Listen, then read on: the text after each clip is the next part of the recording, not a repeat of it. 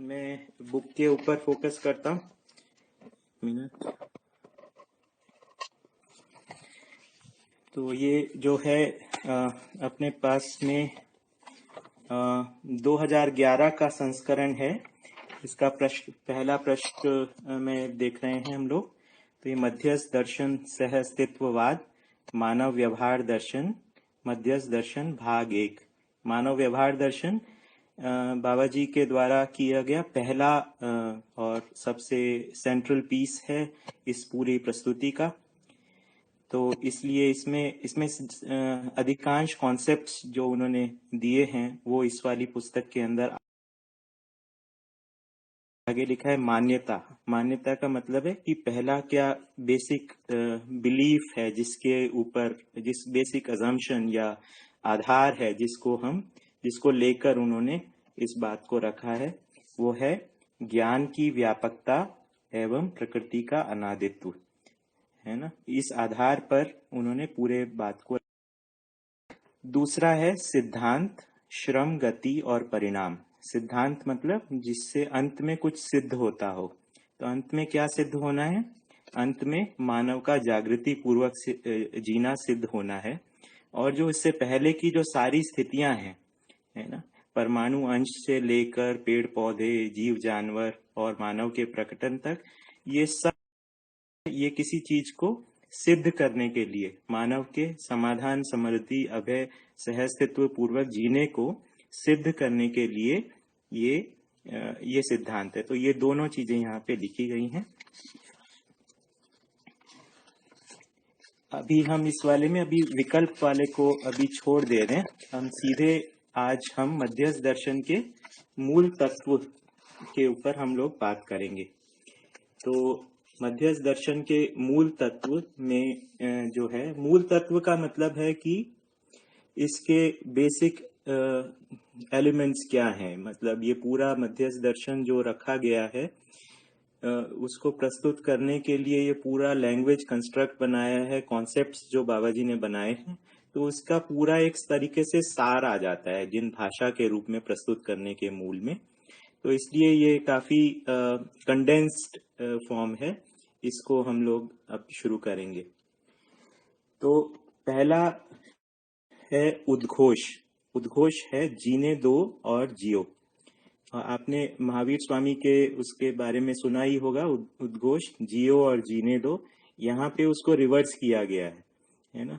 तो इसमें क्या है, जीने दो को प्राथमिकता देते हुए पहले जीने दो और जियो। तो मानव के जीने के लिए उसको जीने देना आवश्यक है, इसलिए उसको आगे रखा गया, है ना। तो एक परंपरा में एक मत्स्य न्याय और एक मानव का न्याय, ये दोनों अलग हो। यानी ये मछली जो है वो दूसरों को खाती है, फिर उसके बाद जो बचता है उसको रहने देती है। यहाँ पे मानव के लिए जीने की विधि में मानव को पहले जीने देना है, तभी वो स्वयं का जीना सुरक्षित होगा। तो ये वाले पॉइंट का है। दूसरा है मंगल कामना। मंगल कामना, भूमि स्वर्गताम यातु, मानवो यातु देवताम, धर्मो सफलताम यातु, नित्यम यातु शुभोदयम। भूमि स्वर्ग हो, मानव देवता हो, धर्म सफल हो, नित्य मंगल हो।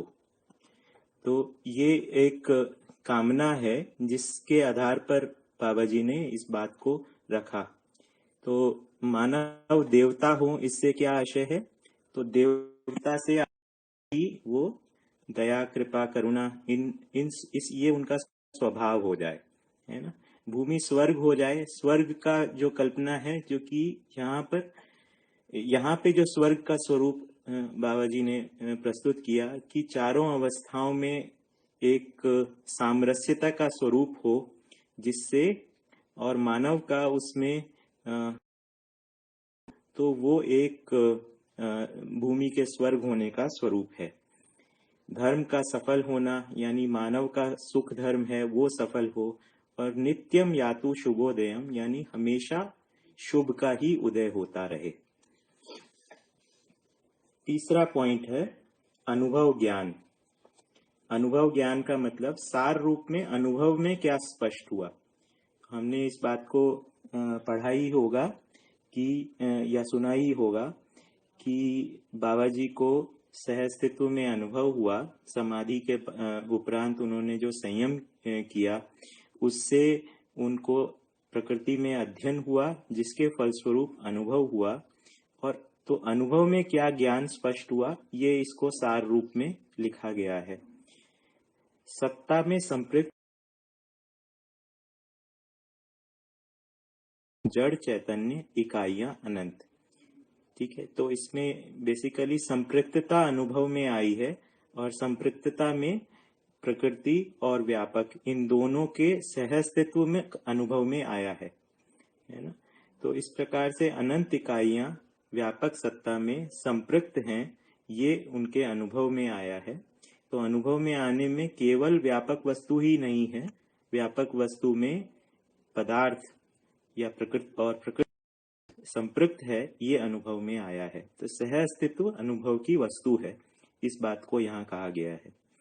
व्यापक, पारगामी व पारदर्शी सत्ता में संपृक्त सभी इकाइयां रूप, गुण, स्वभाव व धर्म संपन्न त्व सहित व्यवस्था में भागीदारी के रूप में है। ठीक है, तो ये किस प्रकार से है ये पदार्थ, और किस प्रकार से देखा, ये व्यवस्था के रूप में है।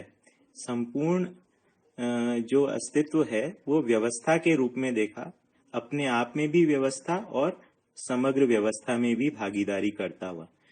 ये उसका विपरीत है जो भौतिकवादी विधि में पहचाना गया कि वस्तुएं अपने में भी संघर्ष कर रही हैं और आपस में भी संघर्ष कर रही हैं। यहाँ पे संघर्ष के स्थान पर मौलिक रूप में व्यवस्था का स्वरूप है और व्यवस्था में भागीदारी के स्वरूप में अस्तित्व है, ये प्रतिपादन है, ये अनुभव में आया है। चौथा सिद्धांत। सिद्धांत जैसा हमने अभी कुछ समय पहले बात की थी, इसमें अंत में क्या सिद्ध होता है। तो अंत में जो ये जो अस्तित्व है उसकी दिशा क्या है, या ये धरती पर जो प्रकटन हो रहा है एक के बाद एक, पदार्थावस्था, प्राणावस्था आदि, तो उसकी दिशा क्या है, इस बात को यहाँ पे रखा गया है। तो ये इसमें हमने कहा था इसकी दिशा है अंत में अखंड समाज सार्वभौम व्यवस्था का स्वरूप, इसकी दिशा है। और श्रम गति परिणाम में हर क्रिया रत है ना। तो यानी कि हर क्रिया में कोई एक प्रयोजन है, कोई उसकी स्वयं में गति है और कुछ भागीदारी है और उसका कुछ गठन है। इस स्वरूप में सारी क्रिया है। तो ये सिद्धांत के रूप में बताया गया है। इसके बारे में आगे हम और डिटेल में बात करेंगे। तो कुल मूल बात इसमें श्रम गति परिणाम में यह है कि हर एक वस्तु प्रयोजन के साथ में है, हर एक वस्तु किसी आचरण के साथ में है और हर एक वस्तु किसी गठन के साथ में है। वस्तु से आशय यहाँ पे प्रकृति की वस्तुओं से है। पांचवा पॉइंट, उपदेश। उपदेश का जो परिभाषा बाबा जी ने दिया वो है उपाय सहित आदेश, है ना। तो आदेश मतलब ऐसा लगता है अथॉरिटी या किसी किसी की क्या कहें कंट्रोल करने के रूप में है, लेकिन यहाँ पे वैसा आशय नहीं है। यहाँ पे अधिकार जो है जागृति के अधिकार के साथ में एक उपाय बताते हुए आदेश दिया गया है कि हम मानव के लिए क्या उपाय है। यहाँ जिस स्थिति में वो आज अपने आप को समस्याग्रस्त पाता है उसमें उसके लिए क्या उपाय है। तो मानव जो है वो जानने, मानने, पहचानने और निर्वाह करने के स्वरूप में है और उसमें कुछ जानने और मानने की स्थिति बनी हुई है। तो ऐसे में उसके जानने और मानने में तालमेल बैठा लिया जाए, ये उपदेश है। तो उपदेश इस प्रकार से दिया गया, जाने हुए को मान लो, माने हुए को जान लो। तो एक बार मैंने बाबा जी से इस बारे में पूछा कि अब अगर स्ट्रिक्टली देखा जाए तो हम जानते तो नहीं हैं चीजों को, हम कुछ मानते ही हैं। तो उन्होंने कहा, मैंने उनसे पूछा कि हम किसके जाने हुए को मान लें, है ना, क्योंकि हम तो अपना जानते नहीं हैं। तो उन्होंने कहा कि आप मेरे मान लो, फिर जो माना है उसको तुम स्वयं जान लो। तो इस तरीके से तुम्हारे जानने और मानने में तारतम्यता हो जाएगी। अन्यथा इस प्रकार से हो रहा था कि ये कैच 22 या एक साइक्लिक स्वरूप में हो जा रहा था कि हम कब किसके जानने को मान लें और किस माने हुए को जान लें। तो जानना और मानना, इन दोनों के अंदर तालमेल होना आवश्यक है, और ये जानने और मानने का तृप्ति बिंदु जो है उसी को अनुभव कहा है। तो हमारी जो भी मान्यताएं हैं, जो कि भाषा के रूप में है, कंस्ट्रक्ट्स के रूप में है, उसका और जो ज्ञान की वस्तु है, इन दोनों के बीच में तालमेल बैठ जाना, ये उद्देश्य है दर्शन के अध्ययन का। छठा, स्थिति। तो यहाँ पे बात की गई है कि ये जो कुछ भी है उसके होने की क्या स्थिति है ना। तो यहाँ पे बात की है कि स्थितिपूर्ण सत्ता में संपृक्त स्थितिशील प्रकृति। तो सत्ता जो है वो स्थितिपूर्ण है, ये अपने आप में इसमें कोई परिवर्तन नहीं हो रहा है, जैसा जो उसकी एक पूर्ण स्थिति है, ना तो वो घट रहा है ना बढ़ रहा है, इसलिए पूर्ण है। ये ज्ञान की ये इसमें संपृक्त जो है स्थितिशील प्रकृति है, यानी इसमें प्रकृति जो है वो अनेक स्थितियों के अंदर पाई जा रही है ना, और एक स्थिति से दूसरी स्थिति में करती हुई पाई जाती है। ठीक है। और प्रकृति में स्थितियों के क्रम में भी स्थितियों का भी क्रम है। तो अनेक प्रकृति अनेक यथा स्थितियों में है और एक स्थिति से दूसरी स्थिति में गमन कर रही है। ठीक है। फिर अगला है सह अस्तित्व नित्य वर्तमान। ये जो सह अस्तित्व के स्वरूप में अस्तित्व है, ये हमेशा वर्तता ही रहता है, ये हमेशा स्थिति और गति के रूप में वर्तता ही रहता है। ये स्थिति के रूप में अस्तित्व हमेशा बना हुआ है। जो कुछ भी इसके बारे में एक जगह पे बाबा जी ने इस प्रकार से लिखा है, जो कुछ है वही होता है, जो नहीं है वो कभी था भी नहीं। तो इस प्रकार से होने के रूप में जो स्थिति है अस्तित्व में, वो सत्ता में संपृक्त प्रकृति ही है, और उसी के ही अलग अलग विन्यास हमको देखने में नजर आते हैं। सातवां, प्रमाण। प्रमाण जो है वो काफी सेंट्रल चीज है। इसका मतलब है कि किस चीज को हम सही माने, है ना, या क्या आधार क्या है। तो इसमें मानव को प्रमाण के रूप में स्वीकारा गया है, ना कि यंत्र को या फिर किसी किताब को। तो मानव जो है, जीता हुआ जो मानव है, वही प्रमाण होगा। ये इस आधार पे पूरी बात को रखा गया। तो आदर्शवाद में किताब को प्रमाण माना गया कि जो कुछ शास्त्र में लिखा है वो अंतिम बात है ना। और भौतिकवाद में इस प्रकार से लिखा कि यंत्र जो बताएगा वो फाइनली उसको हम सही मानेंगे, आदमी जो कह रहा है उसको हम सही नहीं मानेंगे। इस तरीके से आदमी को एक इकाई के रूप में माना ही नहीं गया, या आदमी का एक प्रकार से अध्ययन ही नहीं हुआ। मानव व्यवहार दर्शन में मूलतः मानव का अध्ययन ही है। इसमें जो प्रमाण को माना कि जब ये मानव को प्रमाण मानेंगे तो इसको मानव को के प्रमाण को देखने के 3 स्तर हैं। पहला अनुभव, दूसरा व्यवहार और तीसरा प्रयोग। तो अनुभव अपने आप में एक प्रमाण है, फिर उसके बाद व्यवहार एक प्रमाण है, व्यवहार मतलब मानव परस्परता में प्रमाण है, और प्रयोग यानी उत्पादन के रूप में एक भी आदमी जो है मनुष्येतर प्रकृति के साथ में जो उत्पादन व्यवसाय करता है उसमें भी प्रमाण प्रस्तुत करता है। तो इन 3 स्थानों के ऊपर प्रमाण को मानव प्रस्तुत करता है। आगे लिखा है, अनुभव ही प्रमाण परम, प्रमाण ही समझ ज्ञान, समझ ही प्रत्यक्ष, प्रत्यक्ष ही समाधान, कार्य व्यवहार ही प्रमाण, प्रमाण ही जागृत परंपरा, जागृत परंपरा ही सह अस्तित्व। इसको बाबा जी कभी कभी ऐसा बोलते थे, राउंड द विकेट हो गया। मतलब जिस तरह से शुरू किया वहां से हुआ, वहीं पर ही पहुंचा। तो सूत्रों का स्वरूप आप देखेंगे अधिकांश रूप से इस प्रकार से ही दिखाई देता है कि जहां से जिस पॉइंट से शुरू किया है वहां से वहीं पर एंड होता है। उसका एक मतलब जो ऐसा समझ सकते हैं कि अनुभव जो उसका आशय ये समझ सकते हैं कि एक आवर्तनशीलता का स्वरूप है है ना। तो जिस प्रकार से जिस पॉइंट से शुरू किया है वहां पर ही वापस लाते हैं, तो उसकी परंपरा का स्वरूप हमको समझ में आता है ना।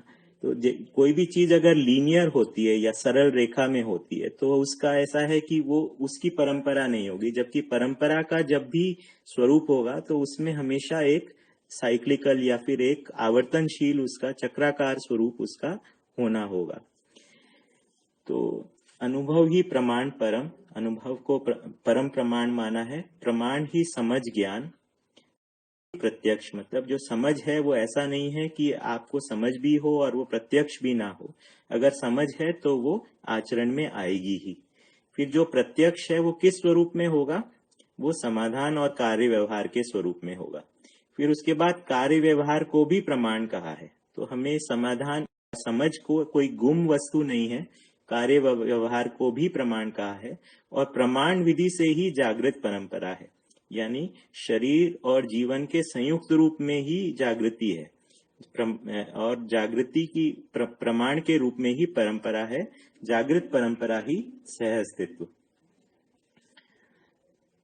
मेरे को उसको उठाने में थोड़ा सा दिक्कत हो रही है, मैं इसको जरा सेट कर देता हूँ।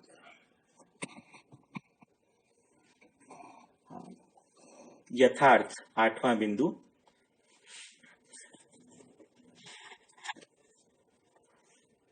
यथार्थ, ब्रह्म सत्य, जगत शाश्वत। तो ये जो परंपरा में या एक परंपरा के किसी अंग में ये कहा गया था ब्रह्म सत्य जगत मिथ्या, उसके स्थान पर बाबा जी ने यहाँ प्रतिपादित किया ब्रह्म सत्य जगत शाश्वत। यानी ब्रह्म यानी व्यापक वस्तु जो है वो सत्य है, साथ में जो प्रकृति है, ये जगत है, वो अविनाशी है, वो शाश्वत रूप में बना हुआ है। अगला है ब्रह्म सत्ता व्यापक, जीवन पुंज अनेक। तो जीवन को चैतन्य इकाई के रूप में पहचाना गया। जीवन पुंज मतलब मन, वृत्ति, चित्त, बुद्धि, आत्मा का संयुक्त स्वरूप। तो व्यापक वस्तु के रूप में ब्रह्म को पहचाना, और चेतना को व्यक्त करने वाले जीवन अनेक हैं, इस रूप में पहचाना। जीवन पुंज में अविभाज्य आत्मा, बुद्धि, चित्त, वृत्ति, मन, जीवन और शरीर के संयुक्त रूप में मानव का वैभव। ईश्वर व्यापक, देवता अनेक, मानव जाति एक। यहाँ पे देवता से आशय हमने पहले भी बात किया था कि ईश्वर जो है वो व्यापक सत्ता है, और देवता से आशय है मानव ही देवता होगा। तो मानव ही जब जागृत होता है तब दया, कृपा, करुणा के स्वरूप में जब व्यवहार करता है तो उसको देवता कहा है या देव मानव कहा है। तो अनेक देवता और ईश्वर व्यापक स्वरूप में। तो ईश्वर से आशय जो है ब्रह्म या व्यापक वस्तु है। मानव जाति एक, कर्म अनेक, है ना। तो मानव जाति, संपूर्ण मानव जाति जो है वो एक है। जाति जो है उसका शरीर से मतलब है। तो संपूर्ण मानव जाति एक है और उनके कर्म अनेक हैं। भूमि एक, भूमि एक अखंड राष्ट्र के रूप में है, और राज्य अनेक मतलब उसमें अलग अलग राज्य हो सकते हैं। तो ये पूरी धरती को एक अखंड राष्ट्र के रूप में पहचाना, और इसमें अनेक राज्य हो सकते हैं। मानव धर्म एक, समाधान अनेक। तो सभी मानवों का धर्म जो है वो सुखी है, और समाधान अनेक से क्या है, हर परिस्थिति में एक समाधान होगा। तो इस तरीके से समाधान अनेक, तो हर परिस्थिति के लिए समाधान प्रस्तुत करना होगा। और समाधान जो है वो देश काल के साथ में जुड़ता है, तो इस प्रकार से अनेक समाधान होंगे। जीवन नित्य, जन्म मृत्यु एक घटना। तो जीवन जो है वो अपरिणामी वस्तु के रूप में, या फिर जिसमें परिवर्तन नहीं होता या मात्रात्मक परिवर्तन नहीं होता, उस रूप में वो नित्य है। जन्म मृत्यु जो है वो जीवन और शरीर के संयुक्त रूप में, जब शरीर और जीवन का वियोग होता है तब उसको मृत्यु के रूप में पहचाना, और शरीर और जीवन का जब योग होता है तब उसको जन्म के रूप में पहचाना। तो ये इस प्रकार से ये यथार्थ मतलब जैसा जिसका अर्थ है, है ना। तो इस रूप में ये 8वां बिंदु हम देख सकते हैं। 9th, वास्तविकता। सह अस्तित्व में विकास क्रम विकास, जागृति क्रम जागृति, जागृति पूर्वक अभिव्यक्तियां, समझदार मानव परंपरा। तो ये वास्तविकता मतलब ये क्या क्या क्या वस्तुएं हैं और उनका क्या स्वरूप है। तो ये इस रूप में बताया गया कि जब बाबा जी ने पहली बार अपने अनुभव को व्यक्त करना तो इन 5 सूत्रों के रूप में ही पूरी बात को रखा था। सह अस्तित्व में विकास क्रम मतलब जड़ प्रकृति के विकास क्रम में पहचाना। फिर उसके बाद में विकास यानी कि गठनपूर्ण परमाणु के रूप में जीवन या चैतन्य इकाई को पहचाना। फिर सह अस्तित्व में जागृति क्रम जो है वो भ्रम को की स्थिति में, जिसमें जीव परंपराएं भी हैं और भ्रमित मानव भी हैं। तो जागृति क्रम और जागृति जो है वो भ्रम और जागृति के भेद को स्पष्ट करता है, और विकास क्रम और विकास जड़ और चैतन्य के भेद को स्पष्ट करता है। तो ये दो भेद हैं, ये सबसे महत्वपूर्ण हैं, जिनको यहाँ पर इस दर्शन में स्पष्ट किया गया है। पहला जड़ और चैतन्य का भेद, और दूसरा भ्रम और जागृति का भेद। और फिर उसके बाद में है जागृति पूर्वक, जागृति होने के बाद क्या करेंगे, तो वह है जागृति पूर्वक अभिव्यक्तियां, समझदार मानव परंपरा। तो ये वास्तविकता का स्वरूप है। 10वां पॉइंट, ज्ञान। ज्ञान किसे कहा है? ज्ञान कहा है सहअस्तित्व में जीवन ज्ञान, सहअस्तित्व रूपी अस्तित्व दर्शन ज्ञान, मानवीयतापूर्ण आचरण ज्ञान।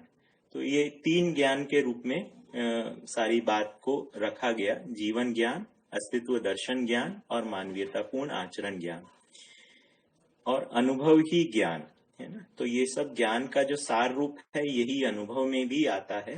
तो इस प्रकार से इस बात को रखा गया। 11वां बिंदु है अनुसंधान। अनुसंधान का मतलब है जो परंपरा में पहले उपलब्ध नहीं था और लेकिन उसकी आवश्यकता रही, उसके लिए अनुसंधान होता है। तो परंपरा में जो ज्ञान उपलब्ध नहीं था पर उसकी आवश्यकता बनी रही, उसके लिए फिर परंपरा से आगे बढ़ने के लिए जो कार्य किया जाता है उसको अनुसंधान कहते हैं। तो बाबा जी ने भी ये जो मध्यस्थ दर्शन का जो उपलब्धि है, ये एक अनुसंधान पूर्वक की गई उपलब्धि है, जिसमें वैदिक परंपरा में जिसमें उनका जन्म हुआ था वहां से साधना विधियों को स्वीकारा गया और वहां से समाधि तक उन्होंने उसी के अनुसार अध्ययन किया, जिसमें उन्होंने समाधि तक उसी प्रकार साधना की। साधना पूर्वक वो समाधि की स्थिति में पहुंचे और उसके वहां पर उनके जो प्रश्न थे वेद विचार पर कि भ्रम से मिथ्या कैसे पैदा हो गया, उसके उत्तर ना मिलने के बाद में उन्होंने संयम का अपना एक डिजाइन बनाया, जिससे प्रकृति में उनका अध्ययन हुआ, जिससे वो जिसके फलस्वरूप उन्होंने अपने दर्शन को फिर प्रस्तुत किया। मुझे याद है हम 2007 में मैं और मेरी पत्नी हम लोग और लोगों के साथ में गए थे। तब प्रियंका ने ही ये सजेस्ट किया था कि किस बाबा जी से ये पूछना चाहिए कि उन्होंने ये गठन पूर्णता, क्रिया पूर्णता, आचरण पूर्णता को कैसे देख लिया। तो फिर उन्होंने जो पूरे अपने किस प्रकार से साधना किया था और इसको किस प्रकार से संयम काल में अध्ययन किया, इसको एक क्रम से प्रस्तुत किया था। इसका रिकॉर्डिंग आप लोगों में से कई लोगों ने सुना होगा। मैं इसके बाद में सेशन के बाद में आपको उसको शेयर भी करूंगा। तो अनुसंधान में सार रूप में देखें तो 3 बातों को उन्होंने प्रस्तुत किया, गठन पूर्णता, क्रिया पूर्णता और आचरण पूर्णता। इसका परंपरा में जिक्र नहीं है ना। तो 3 पूर्णताओं को पहचाना कि प्रकृति इन 3 पूर्णताओं को प्राप्त करती है। पहली पूर्णता है गठन पूर्णता, जिसमें जड़ से चैतन्य में संक्रमण है। दूसरी पूर्णता जो है वो है भ्रम से जागृति में संक्रमण, यानी जीवन का भ्रम से जागृति में संक्रमण। और तीसरी जो है वो है आचरण पूर्णता, जिसमें है जागृति के पूर्ण प्रमाण के रूप में संक्रमण। तो ये इस रूप में 3 संक्रमणों को पहचाना गया, 3 पूर्णताओं को पहचाना गया।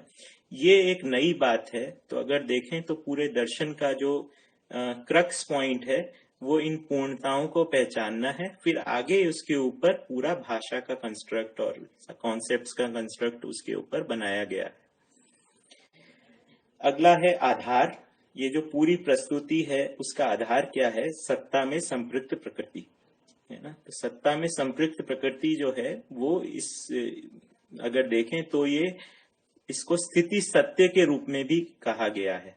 इस सारा को जो कुछ भी हमें दिखाई देता है, जो कुछ भी प्रकृति में है, जो कुछ भी अस्तित्व में है, उसका मूल स्वरूप या उसकी मूल स्थिति क्या है? तो वो कहा सत्ता में संपृक्त प्रकृति या सह अस्तित्व स्वरूप में सबकी स्थिति है।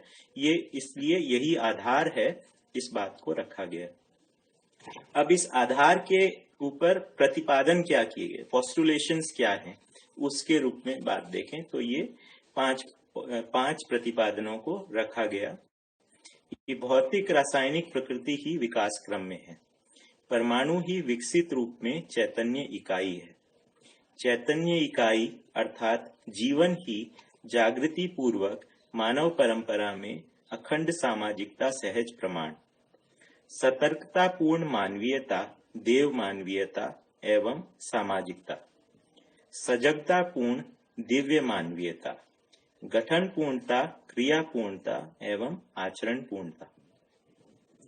तो इसमें इस प्रकार से इन प्रतिपादनों को प्रस्तुत किया गया। पहली बात तो विकास क्रम में भौतिक रासायनिक प्रकृति या जड़ प्रकृति विकास क्रम में है, और परमाणु विकसित रूप में गठन पूर्णता के रूप में चैतन्य इकाई है। फिर चैतन्य इकाई या जीवन ही जागृत होकर मानव परंपरा में अखंड सामाजिकता का प्रमाण प्रस्तुत करता है ना। तो खाली जीवन हो जाने काफी नहीं है, मानव परंपरा में जागृत होकर ये अखंड सामाजिकता का प्रमाण प्रस्तुत करता है। फिर उसके बाद में है सतर्कता पूर्ण मानवीयता देव मानवीयता और सामाजिकता, है ना। तो इसके साथ में ये फिर परंपरा का जो स्वरूप है उसके बारे में चर्चा है। सजगता पूर्ण दिव्य मानवीयता, और फिर लास्ट में ये जो 3 अनुसंधान के रूप में उपलब्धियां हैं। सत्यता। सत्ता में संपृक्त प्रकृति ही सृष्टि, प्रकृति ही नियति, नियति ही व्यवस्था, व्यवस्था ही विकास एवं जागृति, विकास एवं जागृति ही सृष्टि है। नियम ही न्याय, न्याय ही धर्म, धर्म ही सत्य, सत्य ही ऐश्वर्य, ऐश्वर्य अनुभूति ही आनंद, आनंद ही जीवन, जीवन में नियम है। भ्रमित मानव ही कर्म करते समय स्वतंत्र एवं फल भोगते समय परतंत्र है। जागृत मानव कर्म करते समय तथा फल भोगते समय स्वतंत्र है। तो ये इस प्रकार से कुछ बिंदुओं को लिखा है। इसमें कई नए शब्दों को इंट्रोड्यूस किया गया है। आगे हम इनका विस्तार पूर्वक अध्ययन करेंगे। इसमें बेसिकली शब्दों को तो परंपरा में जो भाषा में जो शब्द हैं उनको वहीं से उठाया गया है। तो बाबा जी ने जो हिंदी में अपनी बात को रखा है, लेकिन संस्कृत से जो तत्सम शब्द हैं, यानी जो शब्द संस्कृत से यथावत आ गए हैं, उनको अपने तरीके से उनको जो अनुभव हुआ उस ज्ञान के आधार पर उसको परिभाषित कर दिया है। तो शब्द परंपरा के हैं, परिभाषाएं नई हैं। तो इस प्रकार से उन्होंने अपनी पूरी लैंग्वेज कंस्ट्रक्ट को बनाया है। तो पहला है सत्ता में संपृक्त प्रकृति सृष्टि, यानी जो कुछ भी दिखाई देता है वो सृष्टि है। प्रकृति ही नियति, यानी जो कुछ प्रकृति में है वही नियति के रूप में है, यानी इसके अलावा और कुछ नहीं होता है ना। नियति का मतलब जो कुछ भी नियम पूर्वक स्थिति गति है वही नियति है। जो नियति ही व्यवस्था, यानी जो कुछ भी प्रकृति में है वही एक व्यवस्था के स्वरूप में है। व्यवस्था ही विकास एवं जागृति, यानी जो कुछ व्यवस्था है, ये जो कुछ भी नियति के रूप में प्रकृति में जो उपलब्ध है वो एक प्रयोजन के अर्थ में क्रियाशीलता है। विकास एवं जागृति ही सृष्टि है, नियम ही न्याय, न्याय ही धर्म, धर्म ही सत्य। इस सूत्र से जो मुझे आशय स्पष्ट होता है कि जो सहअस्तित्व सहज नियम है वही मानव में न्याय के रूप में प्रकाशित होता है। तो मूल में जो सहअस्तित्व है वही उसी की सभी अभिव्यक्तियां हैं, उससे ये आशय है। तो इसका शाब्दिक अर्थ से हम पर ना जाएं, उससे आशय उसका दिया जाए कि सहअस्तित्व मूल है, सहअस्तित्व की अनेक स्तर के ऊपर अभिव्यक्तियां हैं, इस रूप में इसको समझा जाए। भ्रमित मानव ही कर्म करते समय स्वतंत्र एवं फल भोगते समय परतंत्र है ना। तो ये इसमें ये परंपरा में जो कहा गया है उससे थोड़ी सी भिन्न बात है। एक मिनट।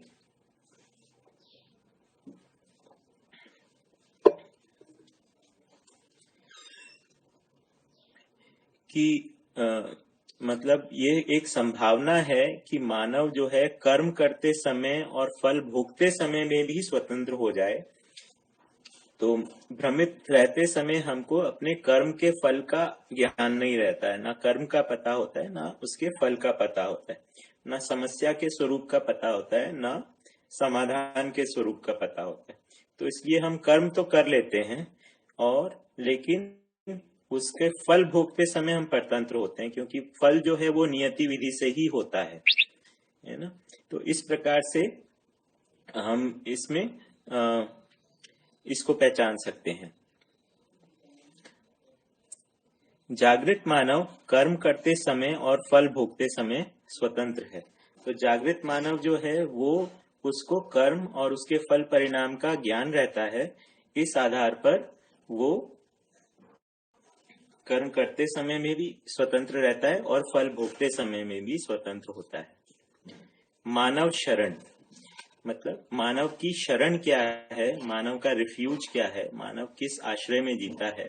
तो ये है कि मानव जो जन्म लेता है वो और जीता है और मरता है, उसके मानव परंपरा का शरण है अखंड सामाजिकता, सार्वभौम व्यवस्था, सहअस्तित्व, सहज प्रमाण परंपरा। मानव जो है उसकी निरंतरता के रूप में उसकी शरण जो है वो अखंड सामाजिकता और सार्वभौम व्यवस्था, सहज प्रमाण परंपरा है। 16वां, मानवीय व्यवस्था, मानवीयता, मानवत्व सहित व्यवस्था, समग्र व्यवस्था में भागीदारी। व्यक्ति में पूर्णता, एक मिनट। क्रिया पूर्णता और आचरण पूर्णता। तो व्यक्ति मतलब मानव में पूर्णता का क्या स्वरूप है, तो इसका उत्तर है क्रिया पूर्णता और आचरण पूर्णता।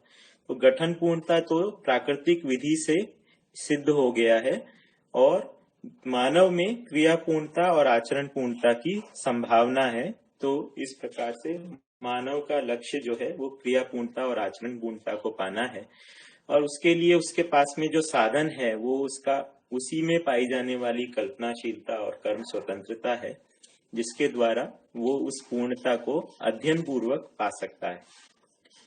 समाज में पूर्णता, सर्वतोमुखी समाधान, समृद्धि, अभय और सहअस्तित्व, सहज प्रमाण परंपरा। राष्ट्र में पूर्णता, निपुणता, कुशलता और पांडित्य। तो मतलब किसी राष्ट्र की क्या स्थिति है वो उसके ज्ञान के स्तर से पता लगेगा कि उसका उसके पांडित्य की क्या स्थिति है, उसके व्यवहार में कुशलता की क्या स्थिति है, और उसकी कारीगरी या निपुणता की क्या स्थिति है। अंतरराष्ट्र में पूर्णता, यानी पूरे विश्व अखंड राष्ट्र में क्या पूर्णता का क्या स्वरूप है। जब मानवीय संस्कृति, सभ्यता, विधि और व्यवस्था में एकात्मता हो जाए या सार्वभौमता या यूनिवर्सलनेस हो जाए, तभी हम कहेंगे ये अंतरराष्ट्र में पूर्णता हुई। यानी कि एक धरती के स्तर पर पूर्णता का क्या स्वरूप है, इसका विजन इसमें रखा गया। तो संस्कृति, सब विधि का मतलब है कानून, है ना। संस्कृति जो है वो ये इनके बारे में हम और डिटेल में आगे बात करेंगे, है ना। तो सभ्यता जो है वो सभा शब्द जो है किस प्रकार से मानव निर्णय लेते हैं, उसको सभ्यता कहते हैं। तो सभ्यता का जो विस्तार है वो उस प्रकार से आएगा कि निर्णय जो है मानव अपने जीने के लिए किस प्रकार से निर्णय लेता है वो सभ्यता में आता है। संस्कृति से आशय है जो जीने का स्वरूप है, जहाँ पे मूल्यों की बात है, जहाँ पे त्योहारों की बात है, जहाँ पे जीने का जो स्वरूप है, उत्सवों की जो बात है, ये संस्कृति में आता है। विधि जो है वो कानून की बात है कि ये जो लिखित या अलिखित रूप में किस चीज को हम स्वीकारे हैं, सही और गलत का भेद क्या है, वो विधि कह रहे हैं।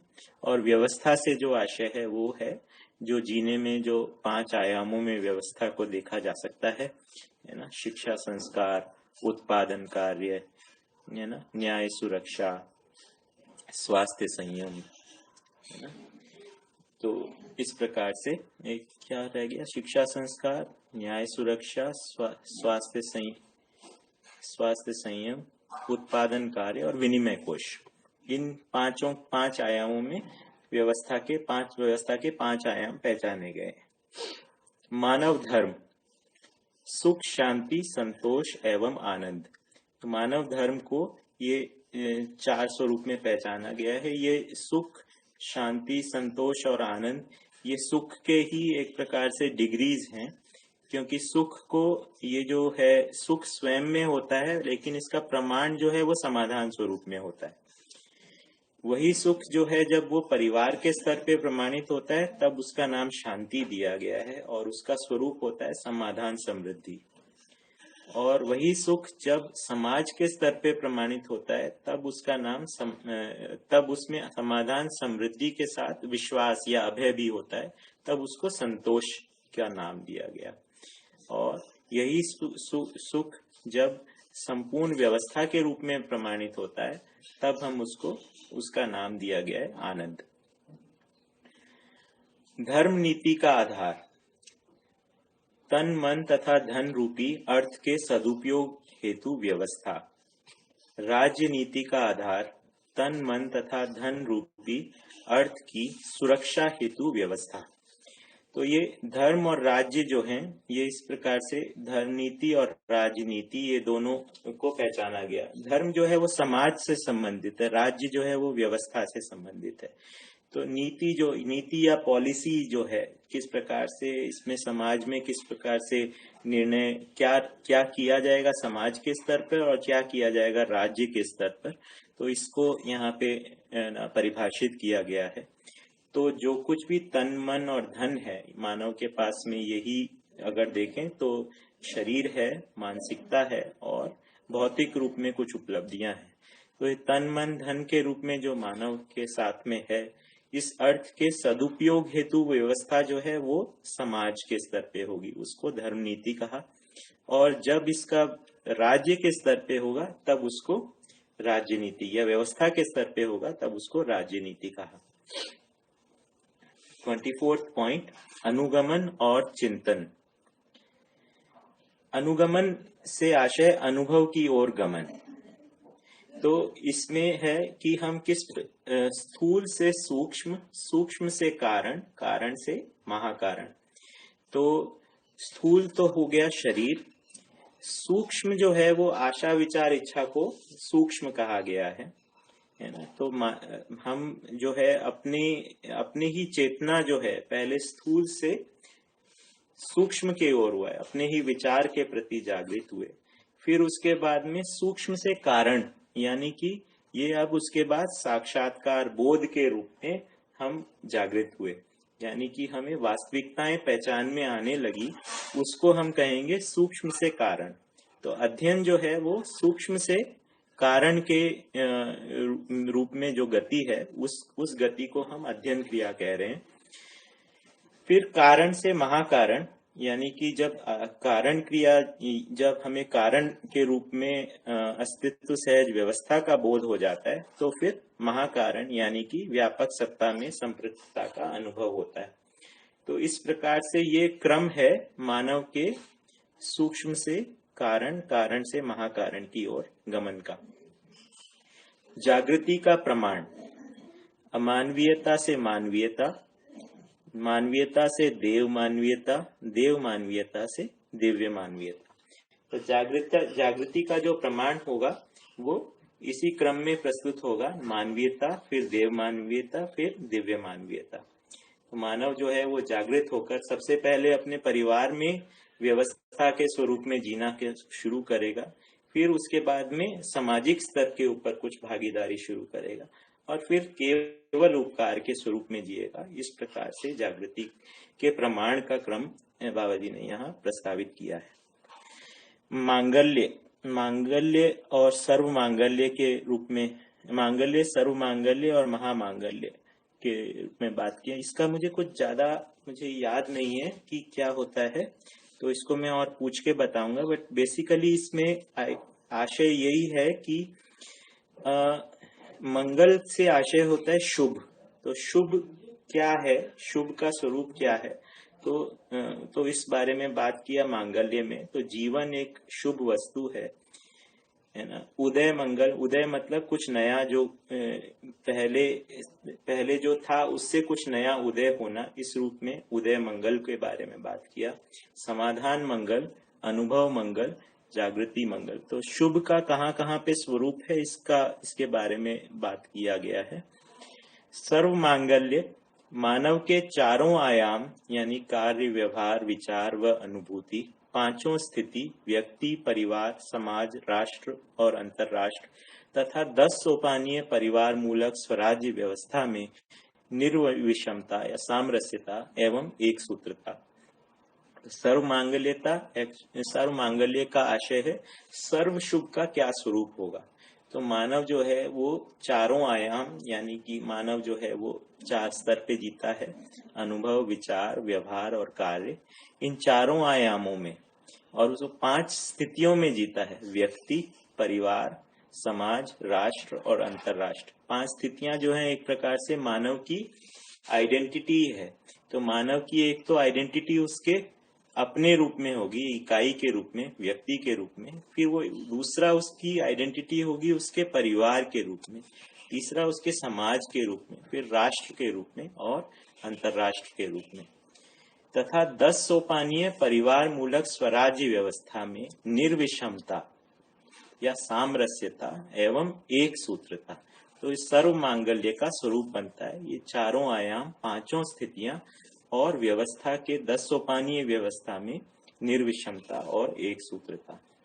महामांगल्य, महामांगल्य क्या है कि शुभ का जो मूल स्वरूप है या अंतिम स्वरूप है उसको मेरे ख्याल से यहाँ पे कहा गया है। तो ये मांगल्य वाले जो तीनों पॉइंट्स हैं मैं उसको और एक बार और लोगों से पूछ के आपको है ना शेयर करूंगा।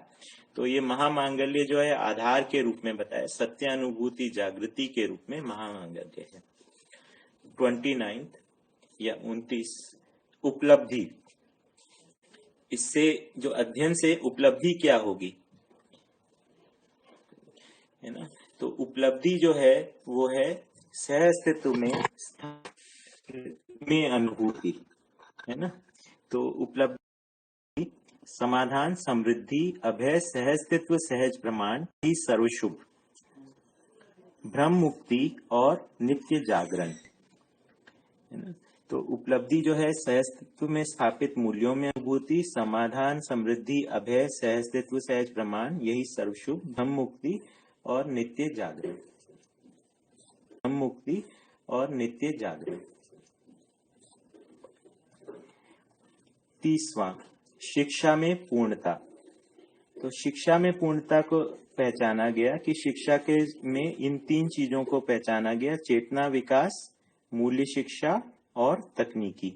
तो ये 3 आयामों में शिक्षा की पूर्णता को स्वीकारा गया।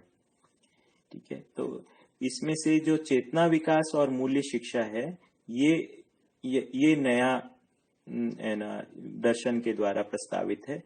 तकनीकी जो पक्ष है वो यथावत रखा गया है। तो दर्शन में तकनीकी का कोई नया प्रस्ताव या नई इनोवेशन नहीं है।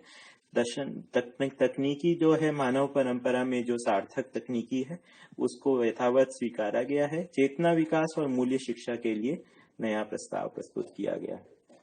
परंपरा में संपूर्णता, मानव परंपरा में संपूर्णता का क्या स्वरूप है मानवीय इसमें शिक्षा संस्कार हो जाए, मानवीय संविधान और मानवीय परिवार मूलक स्वराज्य व्यवस्था हो जाए। इस रूप में परंपरा में पूर्णता का स्वरूप है। समय का थोड़ा देखें क्या है, 10-20 अपने पास में 10 और मिनट हैं, तो मेरे ख्याल से ये हमने मध्यस्थ दर्शन के मूल तत्व वाला जो ऑब्जेक्टिव था वो पूरा कर लिया है। तो इसके साथ में हम ये लेखकीय वाला सेक्शन भी आज पढ़ लेते हैं।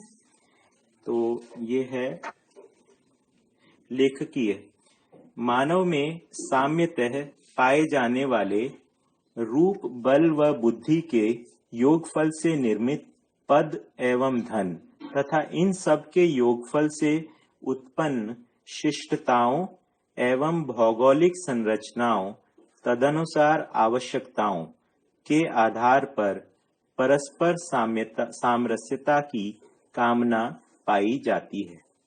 ठीक है, तो इसमें एक बार फिर से धीरे धीरे पढ़ेंगे। मानव में साम्यता मतलब सभी में पाए जाने वाले रूप, बल और बुद्धि, तो ये इन तीनों के योगफल से निर्मित पद एवं धन है ना। तो रूप, बल, बुद्धि, पद और धन ये मानव की 5 विभूतियां हैं और इन सब के योगफल से उत्पन्न शिष्टताओं और भौगोलिक संरचनाओं, तो इससे अलग अलग जगहों पर अलग अलग शिष्टताओं का स्वरूप हुआ और भौगोलिक संरचनाओं और उसके अनुसार आवश्यकताएं बनी और इन सब के आधार पे जो मानव के जीने का जो स्वरूप बना, इन सब में परस्पर सामरस्यता की कामना पाई जाती है। तो आज भी हम मानव में देखते ही हैं, संपूर्ण विश्व में अलग अलग प्रकार की भौगोलिक संरचनाएं हैं और अलग अलग संस्कृतियां हैं, लेकिन उनमें एक परस्पर सामरस्यता की कामना तो हम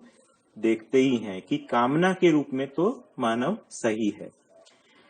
शिष्टता की वैविध्यता, संपत्ति एवं स्वत्व की विस्तार प्रवृत्ति की उत्कटता के अनुसार मानव में सीमाएं द्रष्टव्य हैं। तो अब मानव ने जो अपनी सीमाएं यानी अपने और पराये का जो भेद बनाया है, वो किस आधार पे बनाया है कि शिष्टता की वैविध्यता के आधार पर, संपत्ति के अंतर, अमीर और गरीब के, स्वत्व के विस्तार प्रवृत्ति, ओनरशिप की हम कितना फैला सके, इसकी विस्तार प्रवृत्ति की उत्कटता मतलब तेजी। तो इन तीनों के, इन चारों के आधार पर मानव में अपने और पराये की सीमाएं दिखाई देती हैं। दृष्टव्य मतलब दिखाई देती हैं। मानव में प्रत्येक सीमित संगठन प्रधानतः भय मुक्ति होने के उद्देश्य से हुआ है। तो जो भी कुछ मानव के संगठन बने हैं वो प्रधानतः भय मुक्त होने के उद्देश्य से बने हैं, है ना। कि मानव साथ में क्यों आया, क्योंकि उसको किसी भय से मुक्ति चाहिए थी। नहीं, अकेला मानव नहीं रहा, किसी प्रकार के समूह में या संगठन के रूप में आ गया। उसका कारण ये रहा कि वो किसी प्रकार से भय मुक्त होना चाहता था। सर्वप्रथम मानव ने जीव भय एवं प्राकृतिक भय से मुक्त होने के लिए साधारण आहार आवास अलंकार एवं हिंसक साधनों का आविष्कार किया है। इन हिंसक साधनों से मानव की परस्परता में अर्थात दो मानव परिवार वर्ग और समुदायों के संघर्ष में प्रयुक्त होना ही युद्ध है। इसके मूल में प्रधानतः संस्कृति, सभ्यता, विधि एवं व्यवस्था की वैविध्यता है। साथ ही उसके अनुसरण में स्वत्व एवं संपत्ति के विस्तारीकरण प्रवृत्ति भी है। यही केंद्र बिंदु है। मानव के साथ संघर्ष करने के लिए प्रत्येक संगठित इकाई अर्थात परिवार एवं वर्ग अपनी सभ्यता एवं संस्कृति को श्रेष्ठ मानने के आधार पर स्वत्व और संपत्तिकरण के विस्तारीकरण को न्याय सम्मत स्वीकार कर लेता है, फलतः उसी का प्रतिपादन करता है और आचरण एवं व्यवहार में प्रकट करता है। यही स्थिति प्रत्येक सीमा के साथ में है। तो ये मेरे ख्याल से क्लियर ही है कि किस प्रकार से वैविध्यता किस रूप में है, और हर वैविध्यता जो है वो एक सीमा का या एक अपने और पराये की भेद का आधार हो गया। तो मानव में किस प्रकार से संघर्ष है, इसके बारे में यहाँ पर लिखा है। इस ऐतिहासिक तथ्य से ये ज्ञात होता है कि प्रत्येक सामुदायिक इकाई के मूल में सार्वभौमिकता को पाने का शुभ संकल्प है। तो इस सब के होते हुए भी, इतिहास में ऐसा होते हुए भी, प्रत्येक इकाई, सामुदायिक इकाई जो है, जो कि भय को से मुक्त होने के लिए बनाई गई थी, उसके मूल में भी एक किसी यूनिवर्सैलिटी या किसी सब सार्वभौमिकता को पाने का एक शुभ संकल्प उसके अंदर फिर भी निहित है। उसे चरितार्थ अथवा सफल बनाने का उपाय सुलभ हुआ है ना। अब ये जो शुभ संकल्प है, इसको किस प्रकार से सफल बनाया जाए, उसके लिए उपाय सुलभ हुआ है, जो मध्यस्थ दर्शन के रूप में मुखरित हुआ है। तो अभी अनेक समुदाय जो धरती के ऊपर स्थापित हुए हैं, उनको उन सबके मूल में सार्वभौमिकता का शुभ संकल्प है, लेकिन वो सफल कैसे होगा, उसके उपाय के रूप में मध्यस्थ दर्शन मुखरित हुआ है। यह मानवीयतापूर्ण सभ्यता, संस्कृति, विधि एवं व्यवस्था के लिए प्रमाणों के आधार पर वर्तमान बिंदु में दिशा को स्पष्ट करता है। वर्ग विहीन समाज को पाने के साथ ही प्रत्येक व्यक्ति में पाई जाने वाली न्याय पिपासा, समाधान एवं समृद्धि वांछा एवं सह अस्तित्व में पूर्ण सम्मति को सफल बनाने की आप्त कामना के आधार पर मध्यस्थ दर्शन को प्रकट करने का शुभ अवसर मुझे प्राप्त हुआ है ना। तो एक वर्ग विहीन समाज को पाने के साथ प्रत्येक व्यक्ति में पाई जाने वाली न्याय की प्यास, समाधान और समृद्धि को पाने की इच्छा, कामना और सह अस्तित्व में पूर्ण सम्मति को सफल बनाने की आप्त कामना के आधार पर मध्यस्थ दर्शन को प्रकट करने का शुभ अवसर मुझे प्राप्त हुआ है। सह अस्तित्व सूत्र व्याख्या ही स्वयं में सामरस्यता है। सामरस्यता की स्थिति रूप, गुण, स्वभाव एवं धर्म की साम्यता समाधान पर आधारित है, जो द्रष्टव्य अर्थात समझ में आता है। जैसे पदार्थावस्था की प्रकृति में रूप सामरस्यता, वनस्पति अर्थात प्राणावस्था की प्रकृति में गुण सामरस्यता, जीवावस्था की प्रकृति में परस्पर जीने की आशा व स्वभाव सामरस्यता का प्रकटन स्पष्ट है। धर्म सामरस्यता ही मानव में अखंडता है। इसके अतिरिक्त अन्य अवस्थाओं में पाए जाने वाले धर्म, स्वभाव, गुण एवं रूप की सीमा में सामरस्यता की पूर्णता को पाना संभव नहीं है। यदि संभव होता तो मानव के पीछे की अवस्थाओं में सह अस्तित्व की तृप्ति को जानना मानना था, किंतु इसका न होना देखा जा रहा है। फलतः अग्रिम विकास में संक्रमण एवं पद में आरूढ़ता द्रष्टव्य है। मानव में ही धर्म सामरस्यता को पाने की संभावना स्पष्ट हुई है। इसको पा लेना ही मानव का परम उद्देश्य है। उसको सर्वसुलभ कर देना ही मध्यस्थ दर्शन का अभीष्ट है। धर्म सामरस्यता का तात्पर्य सर्वतोमुखी समाधान संपन्न होने से है। तो इसमें सहअस्तित्व सूत्र व्याख्या जो है स्वयं में सामरस्यता है, और सामरस्यता का जो है प्रकाशन जो है पदार्थावस्था से ही शुरू हो गया है। पदार्थावस्था में रूप सामरस्यता और प्राणावस्था में गुण सामरस्यता, जीवावस्था में स्वभाव सामरस्यता और मानव में धर्म सामरस्यता की संभावना है। तो मध्यस्थ दर्शन जो है वो उस धर्म सामरस्यता को सफल बनाने के अर्थ में है। मानव जीवन सफल हो, अन्य में संतुलन प्रमाणित हो। A Nagaraj, I guess this is about it. हम लोग आज दोपहर को फिर से मिलेंगे। इस बीच में अगर आप प्रश्न आए होंगे तो उसे वो टेलीग्राम पर आप भेज सकते हैं, या फिर इस वाले YouTube के कमेंट सेक्शन में भी भेज सकते हैं। फिर उनमें से प्रश्नों को हम आफ्टरनून सेशन में ले लेंगे, और अगर मान लो उतने प्रश्न नहीं हुए तो हम आगे इसका पठन को आगे चालू रखेंगे। तो तो बहुत बहुत धन्यवाद। देखिए, मैं स्वयं अध्ययन के क्रम में हूँ, तो मेरी प्रस्तुति में कमी हो सकती है, तो उसमें आगे सुधार के लिए आप लोगों के इनपुट्स और जो मुझसे आगे हैं उनके मार्गदर्शन की मुझे आवश्यकता रहेगी। मुझे लगता है कि हम सभी अगले 15-20 दिन जो हमारे साथ में हैं, अगर हम इसमें इस समय का सदुपयोग अध्ययन के लिए करें, तो हम सभी में ये दर्शन जो है, इसके अध्ययन में कुछ और गति हम लोगों की बन पाएगी। और मेरी ये भी कोशिश रहेगी कि इसमें आगे और लोग भी इसके पठन और प्रश्नोत्तर देने में भागीदारी कर सकें। तो अजय जैन भैया और सुरेंद्र पाठक जी से मैंने अभी बात की और उन्होंने सहमति भी की है। आगे मैं और भी लोगों से बात करूंगा ताकि इसको इस प्लेटफॉर्म को हम और सफल बनाया जा सके। आप सबका बहुत बहुत धन्यवाद। शाम को मिलेंगे।